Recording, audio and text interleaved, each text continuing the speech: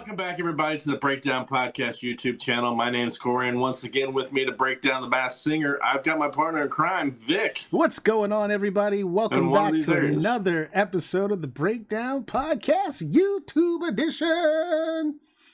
That's right. And before we get started, we do want to let you know we do our show live every Tuesday on Twitch. That's twitch.tv/MillerKing_51. The link will be in the description below. Currently, we're talking The Flash and Falcon and the Winter Soldier.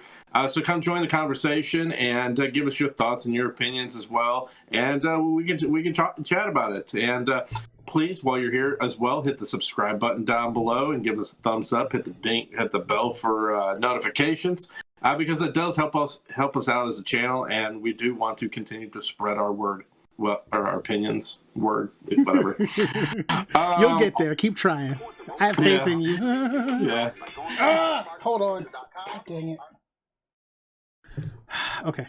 All right. Take 3. Welcome back, everybody, to the Breakdown Podcast YouTube channel. My name's Corey, and once again with me to help me break down The Masked Singer is my partner in crime, Vic.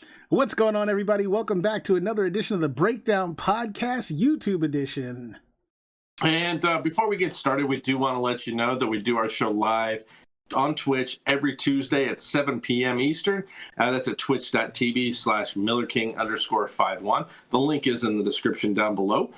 You can also, while you're searching for that, you can hit the subscribe button, give us a thumbs up, and hit the bell for notifications. That does help out our channel, and we would greatly appreciate it. If you can't manage to check out the live show, we are available on Spotify, Apple Podcasts, and Google Play. And there's also from time to time there's bonus episodes that go up for the just audio only listeners. So please go subscribe to us and help us out. Now, let's get into it. Let's break down The Masked Singer. All right. So, this week's episode was, we went back, what was it, Group B again? B, yes. Group B, semifinals maybe? Are they, because they're merging into the final 8 next week. Correct. So this week was the last chance for everybody to do their thing and make it into basically the merge, as it were, kind of like what they do with Survivor. They merge the 2 tribes. So now we're going to start breaking it down and taking down the weakest link from each group, bringing us down to the final winner. This week's episode started out, I got some really good clues, and one of the biggest clues I got was for Black Swan, and I am completely locking this in 100% for Black Swan. So when we get to her, I've got the final nail in the coffin and why everyone should agree with my prediction of JoJo being Black Swan. But there you go. We just revealed that one. Don't have to talk about it now. So in with Black Swan's clue package, the big clue that was the final nail in that was the Hannah Montana backpack. Did you see that backpack? You notice that they had a backpack that said Montana on it, right? It was pink. JoJo was offered the role of Hannah Montana before Miley Cyrus, and she turned it down. So where it was like they were trying to hand her the backpack, but she shooed it away. That was her denying the Montana backpack, which is her a straight up, I'm not gonna be Hannah Montana, and that's what that is. So I'm telling you, there is no and I've said this from moment number 1, the first moment I heard her saying that this was JoJo, and that is the final thing that does it. So yeah. Yeah, I don't have any kind of new guesses, and I kind of locked it in last time with JoJo as well too, simply based on everything that you had said, and I really, my Kelly Clarkson pick wasn't, it was just a guess. She's just got a phenomenal singing voice, and she can sing a very she's got a varied range of musical talent to me, and she just she can belt them out. But then she was doing Whitney Houston's song this episode, and Whitney Houston is not an easy voice to imitate. She had a very distinct voice, a very powerful voice, and this girl, Black Swan, She did that song justice, bottom line. Like, How Will I Know is one of like Whitney Houston's number one songs. So she very easily sang that song and did a great rendition of it. So you when should it's hear all me said and sing that done, in the shower. oh, hells to the no. Nobody wants that. Yeah, I'm locked in with JoJo as well too. So yeah, I think we can move on from that one. Yep. The show started off with Pig. No, it started off with Black Swan. Didn't it start? Yeah, it started off with Black Swan, then it went to Piglet. Oh, okay. Well, Piglet was next then. Now, I had guessed last week, I'd thrown Terrell Davis into the mix based on the football clues, but I wasn't totally 100% on that. I still was leaning more towards Nick Lachey. After this week, I really don't have any other ideas other than I'm sticking with Nick Lachey and with Terrell Davis on a backup. But I don't think it's him. I've never heard him sing. I don't know if he can sing. But again, the football clue was really the only thing. But yeah, I'm still going with Nick Lachey. Yeah, like, so I have a hard, like, my guesses for this being Dante Culpepper last week, they were solid. Like, putting together, like, going through all the clues, I was able to link Dante Culpepper to every single clue that they had in that package. And I'm still not 100% convinced because, you know, people can, like, what was the dude, what's his name? Rhino from last year, the baseball player, last season. Like, he had a real singing career after he left sports. So, like, I really think that, like, maybe Dante Culpepper can sing. Maybe he's got some talents and chops, and this is how he's planning on bringing that to the forefront. But this week's, like, when Piglet sang this week, I was just like, that is an experienced voice. Like, there is no way that is, like, an ex-football player who's picked up singing as a sideline career. Like, dude just belted it out. Like, that 7 Year song is, like, a very, like, moving song. And, like, Jenny was, like, to tears, as it were. But, you know, who knows? But, like, I think at least one of them starts crying an episode. So this but I mean, when it comes down to it, that 7 Year song is a pretty powerful song in general, especially if you have kids. Like, you know that's basically what it's after. But like, whoever's in that costume is a experienced freaking singer. And as much as I want to say that I want to lock down Dante Culpepper based on the clues alone, I just can't honestly lock it in thinking that he can sing like that. Like, whoever's in that thing is an experienced singer. With that said, I am going to bandwagon with you, sir, and I'm going to jump on the Nick Lachey thing, because that dude can sing. Like, we know he can sing. It's not like it's not an experience thing for him. Like, he is a talented singer. And I have no other idea of who the fuck it could be either. So that's kind of where I'm going with this. And I figure if I'm going to latch on to something, I might as well jump on your bandwagon. I'm going to say Nick Lachey. I'm still not convinced to lock it in, though. Like, are you, I know you still think Terrell Owens, but, like, do you think you should lock Nick Lachey in? I think after this week, after the next round, I think if I still don't have any other ideas, you want to see what this next week's clues come up with. Yeah, I'm about 90% sure I'm going to lock it in, but I want to wait till after this next episode just to make sure. Right. But I mean, that was my first hunch in the very beginning before the show even started. Yeah. And there was the one clue in the very first episode where they said something about keeping warm or something, and which could be a link to 98 Degrees. So yeah. Is it? But, like, so the clues for him in his first one. It says living in mud. He's a hopeless romantic. Drop the L word after the second date. There was an alarm clock set to 6 o'clock. I'm not sure what that would mean. Like, a lot of this stuff, and I had first thought, that's right, I had first thought that this was the dude from The Bachelor. Because obviously those clues work for the first week, but it didn't quite work for the second week because that dude definitely not for The Bachelor. He's got a tattoo on his arm with a heart with an axe in it. and I can't quite figure out what that would go towards. But then there were all of those football references. Friday Night Lights, like it's Full Belly Can't Lose. Like there were just a bunch of references to what I would say would be football references. And I mean, the axe and the heart could be a reference to Jessica Simpson. Who knows? I mean, yeah.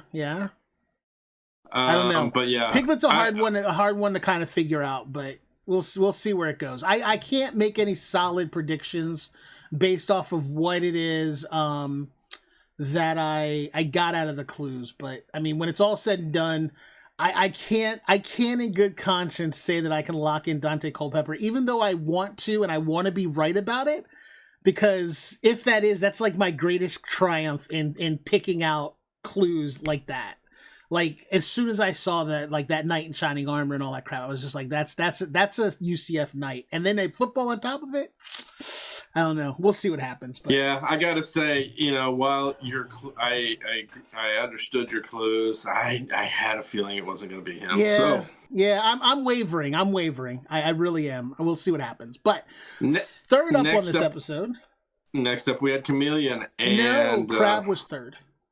Was Crab third? Crab was third. Okay. Well, my first guess on Crab was Cedric the Entertainer. That was a very good guess, to be completely honest.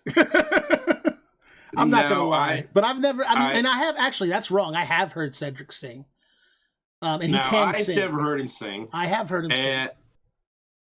And I was like, you know what? He's got the build of it. It could be, theoretically. Let's write him in. Okay. However, they gave out a clue, as they were doing with everybody. They snuck into their houses and stole something. Well, for Crab, they stole a bowler hat. Yeah. Now, as soon as they said that, Cedric got crossed out and Bobby B got put in. So that is for sure Bobby B. And because, we talked about it last week. Somebody in the comments had actually thought it was Bobby as well. Yeah, it was Shania Joseph is one of our followers. Thank you for following us every week and commenting on our show. We really do appreciate it. So their guess was Bobby Brown. I say they because I don't know if it's two people, a team, but it seems like a female and a male name, but it could be a last name that's Joseph. But I'm just saying, whoever it is, thank you so much until we know. But yeah, Bobby Brown was Shania's guess for Crab right off the bat. So that was a very solid guess. Yeah, as soon as they said bowler hat, I was like, yeah, that's definitely him because I remember him wearing those hats all the time. And if you do a Google search of Bobby Brown bowler hat, you'll get a ton of pictures that show up of him wearing different ones. And it's 100% him. Hold on. I'm locking that one in. Oh, you're going to do it right now? I can hear you typing on your 1980s Packard Bell. You leave my keyboard alone, dude. It's a very, very nice mechanical keyboard. Yeah, so it's true. You do have a number of images of him in a bowler hat. Mm-hmm. But I'm gonna say totally him. I'm gonna check something else out too. He even said that he was known for it, and yeah, he's not lying. Because I remember anytime you see him in public appearance photos, he's wearing one. But like I'm going to push back on that. Okay. And I'm going to say that he is not the only superstar who wears bowler hats. Because you know who else wears bowler hats? All of Run DMC. Yeah. And body type could definitely be Rev Run under there. 100% definitely could be Rev Run under there. Yeah, you're right. You're right.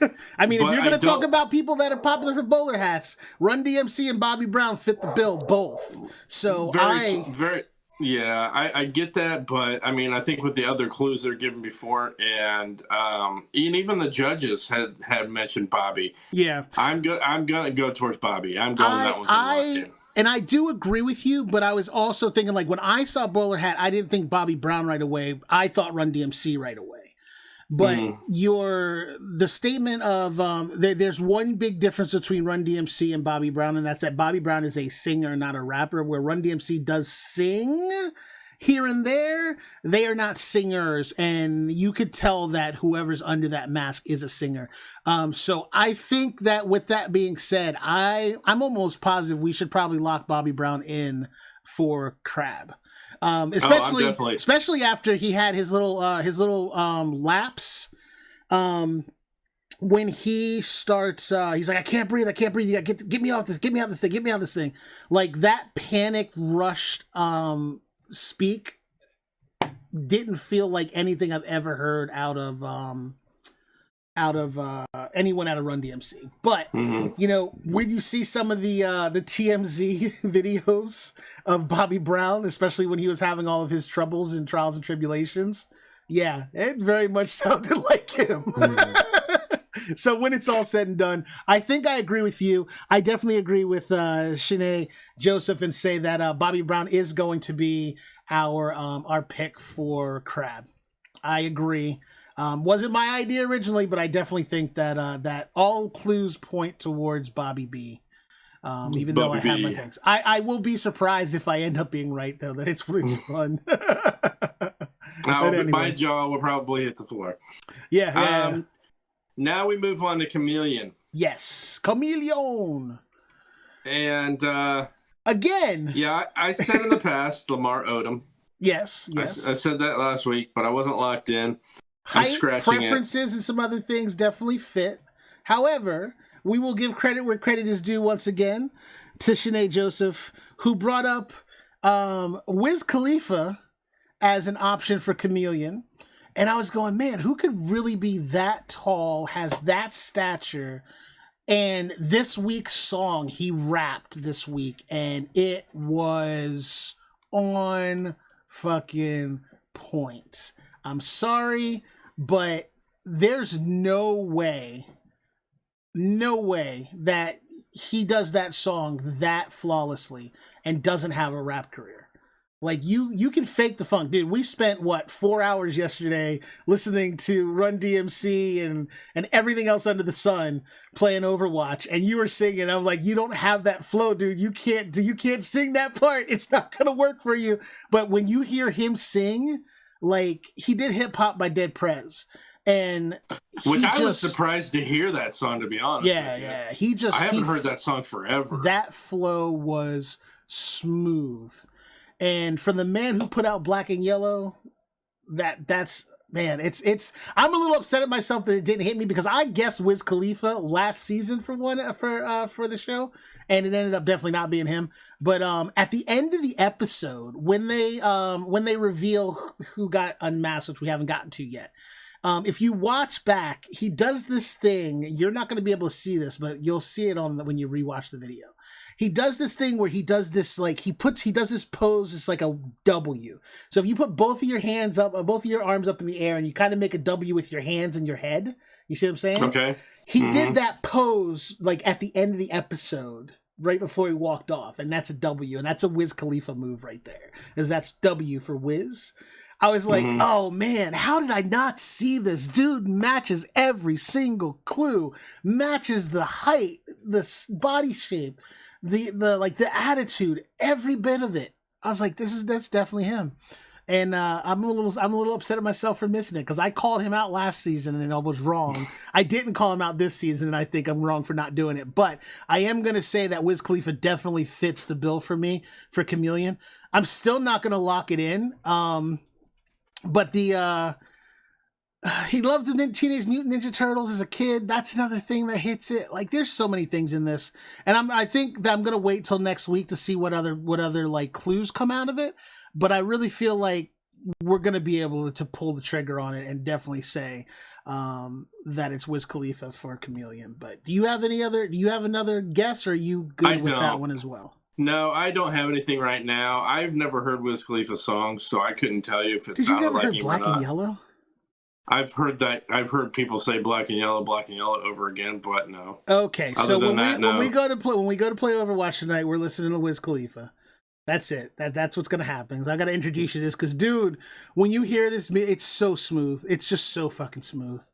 It's so good. But anyway, all right. Moving on to the final one, and this is our wild card, and it's the Bulldog. Now, during the package, they mentioned the Super Bowl and the Panthers and another team, which I didn't write down at the time. I just wrote a question mark because I forgot. So I'm thinking it's an athlete.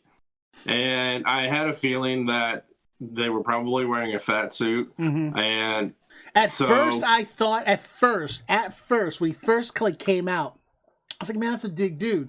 But then as he started dancing, I noticed that suit was not moving with the rest of his body. Like his body would move and then the suit would catch up. And I was like, okay, that's a fat suit. I got you. There were a couple things in this clue package that you may not have noticed, but you know how they were doing the breakdance challenge? Yeah. Right? So in Wild 'N Out, right? The red team always wears a red tracksuit a lot of times, and the black team wears a black and gold tracksuit a lot of times in Wild 'N Out. And he's always the captain of the black team. Right? Okay. Plus the shiny, like, sparkly shoes that he wears all the time and always talks about. I was like, okay, I see what's happening here. The Panther thing you were talking about, you thought it was that reference that? Drumline, the movie he was in, I believe that the school that he was playing for, their mascot was a panther, the Black Panther. Was it? Yeah. So all of those clues, as soon as I saw, I was like, dude, if I'm pretty sure I remember that being the case. I know that Wild 'N Out reference, it didn't have anything to do with dancing. It had to do with the clothes that they were wearing, because that's what they do. If you watch at the end, after it's revealed, it said that the dancing clue was in regards to like 2 or 3 dancing movies he was in. Well, like, maybe the challenge itself, but the clothes they were wearing matched to me. Okay, matched Wild 'N Out. Yeah. In my mind, that's where it drove me. That's how I got there. But if that's what it was, that's what it was. Either way, I wasn't wrong, because I sent you a message. I was like, dude, that's effing Nick Cannon. I was wrong about Cluckle-Doo, I guess, but that's definitely Nick coming back in there. And sure enough, they unmask him in just a weird way of doing it. They're like, okay, we're gonna have to get everybody on stage, and Niecy's like, I'm gonna change things up. We're like, okay. Yeah, as soon as she said that, I was like, okay, the Bulldog is Nick Cannon. Right. And this is how he's coming back to host, because we already knew he wasn't going to be out the entire time. And this would be kind of a funny way to bring him back. And in order to control the voting, to make sure that he does get voted off, because it wasn't meant for him to go any farther than that, we let Niecy pick the loser. Well, that, and how many wild card events do you have where a wild card has to go up against another wild card? So they brought in the Orca wild card to try to kick out one of the people from Group A. Then they brought in the Crab wild card to kick out Group B. Why is there a wild card for a third time for no particular reason? Like, it didn't even match how they would have done the numbers. You know what I mean? Yeah. And then for them to say, oh, this is the semifinals going into the merge. I'm like, yeah, but for the merge, you need 8 people. Why do you have an extra person there for no good reason? That doesn't make a whole lot of sense. Yeah. When they said that they were going wild card again, I was like, well, if they're merging next week, that means Group B got 2 wild cards, while Group A only got 1. Made no sense whatsoever. So yeah, I mean, the writing was already kind of on, the clues were already out there. Yeah. That Bulldog was going to go home, and yes, it was, as we said, it was Nick, which takes away our chicken guess at the beginning, or does it? I mean, technically, it still could be him. I mean, yeah, it could be, but I just think it would be overkill. Like, I think if it's anybody else, I think it could be Joel McHale. Yep, that's what I was just thinking too. I was like, if I had to pick somebody that it would be, I'd say it was going to be Joel McHale filling in as that extra character just so he can be involved. Most definitely. But Yeah, 'cause with Nick being I have out, a feeling he can't sing, and he wants to be on this show. right, and he wants to be under a mask. and he wanted a mask, other than that stupid thing he wears. But with Nick had contracted COVID, so he was put down for a while. It was right at the beginning of filming, so they had Nishi step in and cover for him, and then once he recovered, he got back into it, and rather than just be like, oh, all of a sudden Nick's back, they found a glitzy way to bring him back into it. And I actually don't hate him for that. Like, I thought it was actually a pretty good way to do it. I like that they made it more theatrical and they had some fun with it. But when he got in there and started singing, you could tell the singing was even like over dramatized and ridiculously silly. The dancing was extra silly. The song he picked was just silly. The way he was singing it, I was like, all right, whatever. This is definitely Nick when it came down to it. I didn't actually mind it too bad. I mean, I know that he was putting on a singing voice just to kind of fool them, right? But I actually didn't mind it because I was looking down when he started, and then he started to sing, and I just kind of popped up and like, what is this?